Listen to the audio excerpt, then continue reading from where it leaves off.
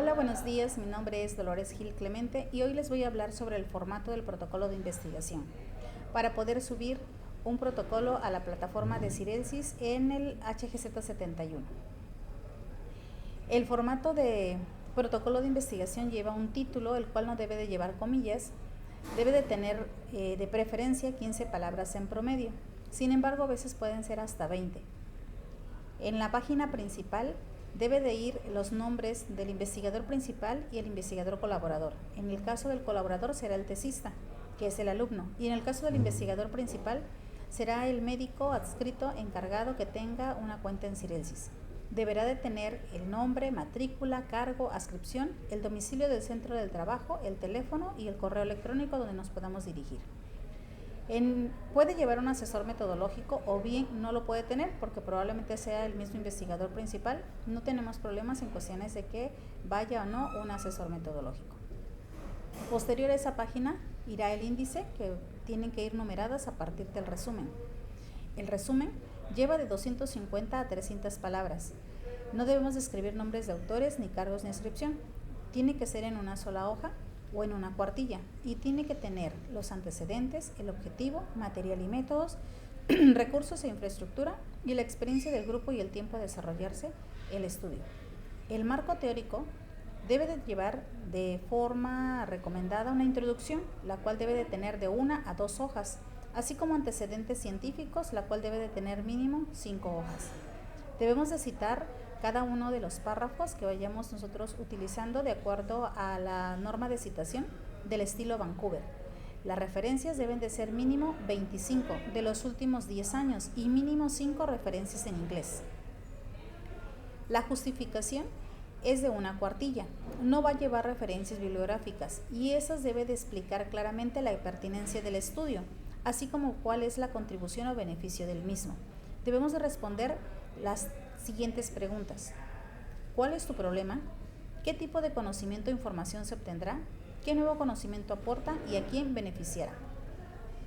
El planteamiento del problema también va en una cuartilla. Este debe de explicar claramente cuál es el problema en el que se está enmarcando el estudio. Lo podemos plantear como una pregunta de investigación o bien como una declaración. Los objetivos van en una cuartilla y llevamos un objetivo general y varios objetivos específicos. El objetivo general va a iniciar en verbo infinito. Debe de ser congruente con el título del protocolo, la hipótesis y los objetivos específicos. Los objetivos específicos deben ser congruentes con el objetivo general. Y también tenemos que responder 3 preguntas: ¿qué se va a hacer? ¿En quién se va a realizar? ¿Y dónde se va a efectuar? Podemos utilizar o basarnos usando la taxonomía de Bloom. Esto va a depender de los tipos de verbos que vamos a utilizar de acuerdo a los procesos cognitivos, de orden inferior o de orden superior. Podemos ver desde comprender, aplicar, analizar, evaluar o crear. Y tenemos una tabla la cual va a estar anexada en el formato para que puedan decidir o escoger alguno de los verbos. La hipótesis, en caso dado que sea utilizada por el tipo de estudio que se va a emplear, la debemos de plantear en forma clara y sucinta. ¿Cuál es el resultado esperado? Tenemos que dejar una hipótesis nula y alterna dependiendo del tipo de estudio para poder saber si sí la lleva o no la amerita.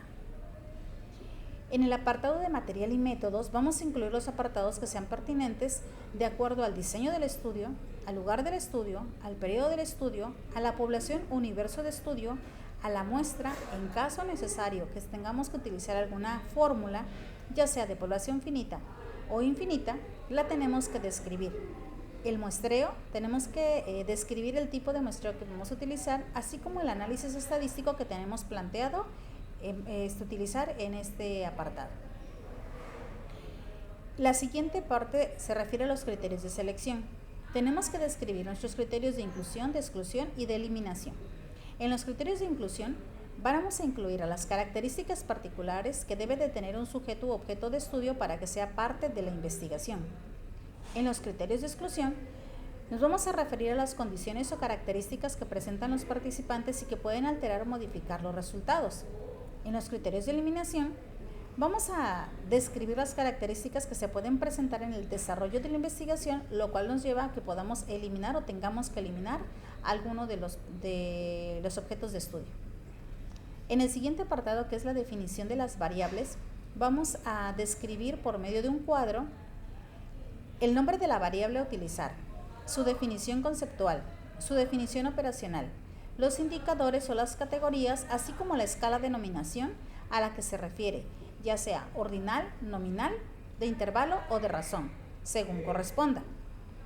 En la descripción general del estudio tenemos que describir de forma detallada lo que vamos a realizar y en qué orden lo vamos a realizar, así como también tenemos que describir si es que vamos a utilizar alguna marca de algún aparato que tengamos que emplear dependiendo del estudio que vayamos a realizar. En las consideraciones o aspectos éticos vamos a redactar de acuerdo a la normativa institucional. Posterior a la Declaración de Helsinki, el Código de Nuremberg, la Declaración de Ginebra y de acuerdo a la Ley General de Salud en materia de investigación en salud, la cual en su artículo 17 divide a las categorías en riesgo. Investigación sin riesgo, la 1, investigación con riesgo mínimo, la 2 y investigación con riesgo mayor que mínimo, la 3. En los recursos vamos a describir con detalle cuáles son los recursos humanos, cuál es la capacitación y la participación específica en el protocolo, cuáles son los recursos materiales que vamos a utilizar si es que necesitamos algún financiamiento y la factibilidad del estudio a realizar. En el cronograma de Gantt vamos a describir las actividades que tenemos planeadas, desde que reconocemos la problemática, planteamos nuestro problema, buscamos y analizamos la información, redactamos nuestro protocolo, revisamos el protocolo con el asesor, corregimos, registramos ante el comité, recolectamos los datos, analizamos los resultados, discutimos los resultados, redactamos la discusión y las conclusiones, redactamos nuestro escrito final y por último presentamos nuestra tesis. También tenemos que agregar la carta del consentimiento informado dependiendo si lo amerita o bien una carta de excepción a la carta del consentimiento informado. Esto va a depender de las consideraciones éticas y el tipo de estudio que nosotros vamos a realizar.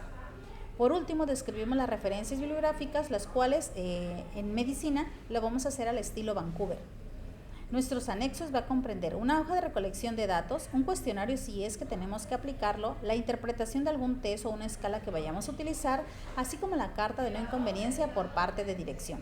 Todo tiene que estar descrito en un Word para que podamos nosotros realizar el formato de forma adecuada, el cual se va a anexar para que lo puedan ustedes revisar y puedan presentarlo. Gracias.